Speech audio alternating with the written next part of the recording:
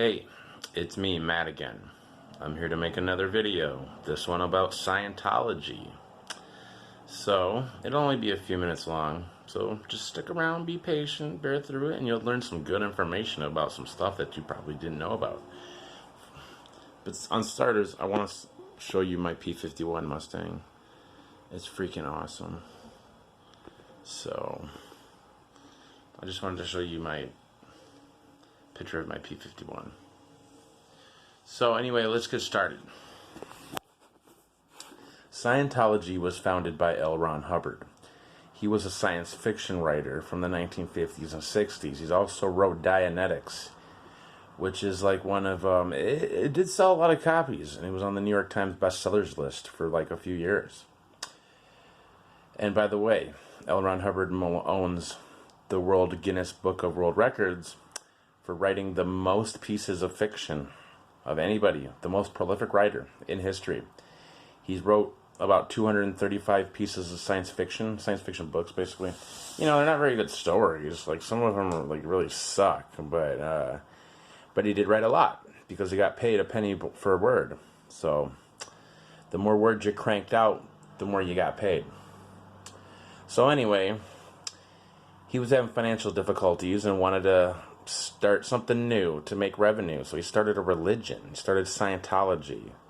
And it's all based on this alien named Xenu, who supposedly froze some aliens and then put them into caskets and then flew an airplane from one planet to another and then dropped them in volcanoes and then dropped hydrogen bombs on them, destroying them.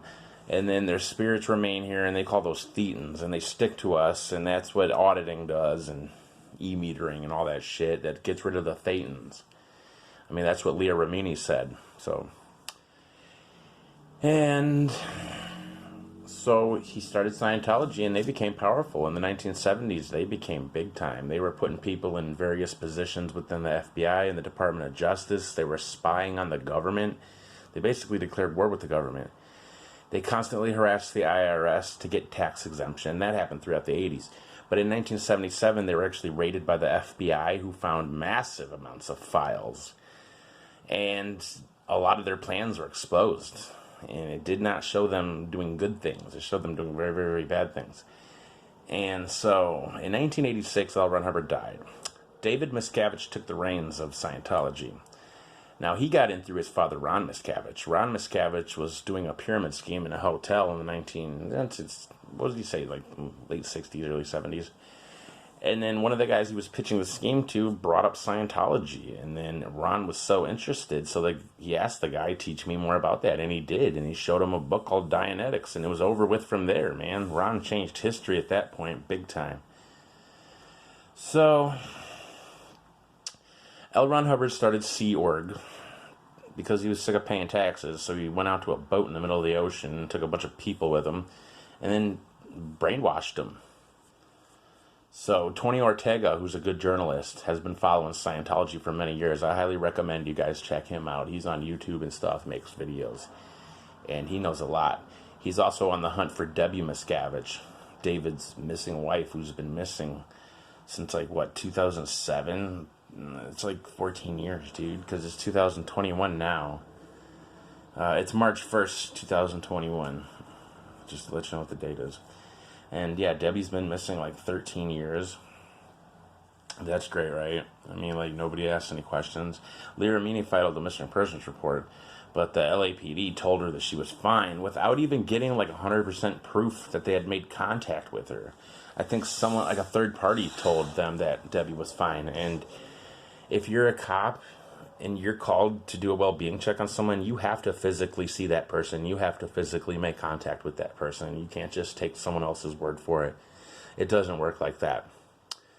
So I just wanted to show you about Scientology. I just wanted to give you a little bit of information.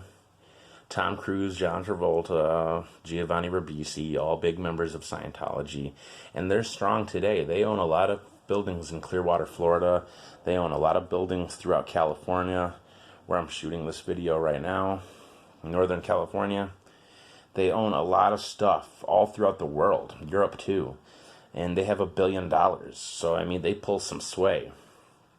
David Miscavige has got himself a nice little empire there. And in 1993, when they got tax exemption, it just made them even more powerful. That's what keeps their power, is their tax exemption. Because I guess when you harass the IRS and you sue them 2,400 times, then they're just like, fuck it, and give you tax exemption. I mean, God, talk about corruption. All right, well, I just wanted to make this video. And I showed you my P-51 Mustang. Told you a little bit about Scientology. And that's all I wanted to do. All right, I love you guys. God bless. Stay strong.